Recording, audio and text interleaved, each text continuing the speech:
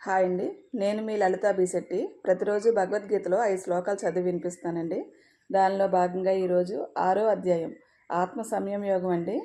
దీనిలోని 6వ శ్లోకం నుండి 10వ శ్లోకం వరకు ఈరోజు చదువుతాను. ఈ చాప్టర్ చదివితే మనకి మనశ్శాంతి కలుగుతుందండి. అంటే మన రొటీన్ లైఫ్లో రకరకాల టెన్షన్స్ ఉంటాయి కదండి, అది అందరికీ తెలిసిందే. దాని నుంచి కొంత ఉపశమనం కలుగుతుంది ఈ చాప్టర్ వల్ల. 6వ శ్లోకం చదువుతున్నానండి. బంధురాత్మాత్మనస్తస్య येनात्मैवात्मना जितः अनात्मनस्तु शत्रुत्वे వర్తేతాత్మైవ శత్రువత్. మళ్ళీ చదువుతున్నానండి. బంధురాత్మాత్మనస్తస్య येनात्मैवात्मना जितः अनात्मनस्तु शत्रुत्वे వర్తేతాత్మైవ శత్రువత్. దీని తాత్పర్యం చదువుతున్నానండి.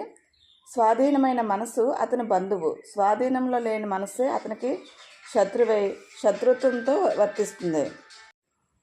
దీని తాత్పర్యం మళ్ళీ చదువుతున్నానండి. స్వాధీనమైన మనస్సు అతని బంధువు, స్వాధీనంలో లేని మనసే అతనికి శత్రుత్వంతో వర్తిస్తుంది. 7వ శ్లోకం చదువుతున్నానండి.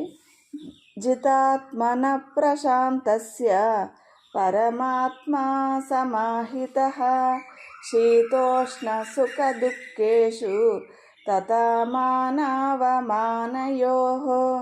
మళ్ళీ చదువుతున్నానండి. జితాత్మన ప్రశాంతస్య పరమాత్మా సమాహితః శీతోష్ణ సుఖ దుఃఖేషు తథా మానవమానయోః. దీని తాత్పర్యం చదువుతున్నానండి. మనసును జయించి ప్రశాంతంగా ఉన్నవానికి శీతోష్ణాల్లో సుఖదుఖాల్లో మానవమానాల్లోనూ పరమాత్మ సన్నిహితంగా ఉంటాడు. 8వ శ్లోకం చదువుతున్నానండి. జ్ఞాన విజ్ఞాన తృప్తాత్మ కూటస్థో విజితేంద్రియః యుక్త ఇత్యుచ్యతే యోగి సమలోష్టాశ్మకాంచనః.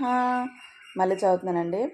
జ్ఞాన విజ్ఞాన తృప్తాత్మ కూటస్థో విజితేంద్రియః యుక్త ఇత్యుచ్యతే యోగి సమలోష్టాశ్మకాంచనః. దీని తాత్పర్యం చదువుతున్నానండి. జ్ఞాన విజ్ఞానాలతో తృప్తి చెందినవాడు పరమాత్మలో నిలిచినవాడు, ఇంద్రియాలను జయించినవాడు, మట్టి రాయి బంగారాలను సమానంగా చూచేవాడు అయిన యోగి యుక్తుడని పిలువబడతాడు. 9వ శ్లోకం చదువుతున్నానండి.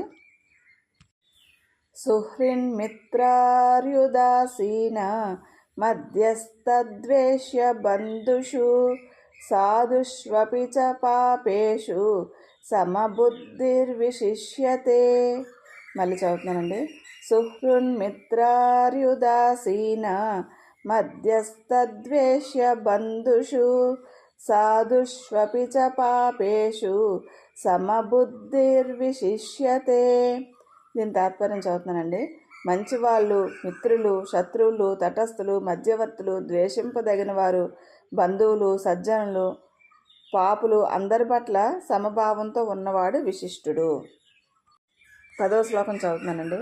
యోగి యుంజీత సతతం ఆత్మానం రహసి స్థితః ఏకాకీయత చిత్తాత్మ నిరాశీర పరిగ్రహః. మళ్ళీ చదువుతున్నానండి. యోగి యుంజీత సతతం ఆత్మానం రహసి స్థితః ఏకాకీయత చిత్తాత్మ నిరాశీర పరిగ్రహః. దీని తాత్పర్యం చదువుతున్నానండి. ఏకాంతంలో ఒంటరిగా ఉండి చిత్త ఇంద్రియాలను నిగ్రహించి ఆశా పరిగ్రహాలను విడిచి యోగి నిత్యం మనసును ఆత్మలో లయం చేయాలి. థ్యాంక్స్ ఫర్ లిజనింగ్ అండి. లోకా సంస్థ సుఖినో భవంతు. ప్రతిరోజు వీడియోస్లో 5 శ్లోకాలు పెడుతున్నానండి. షార్ట్స్లో డైలీ ఒక శ్లోకం అప్లోడ్ చేస్తున్నాను. మీకు ఇంట్రెస్ట్ ఉంటే అది కూడా ఫాలోఅప్ చేయండి. రేపటి ఎపిసోడ్లో 11వ శ్లోకం నుండి 15వ శ్లోకం వరకు చదువుతానండి.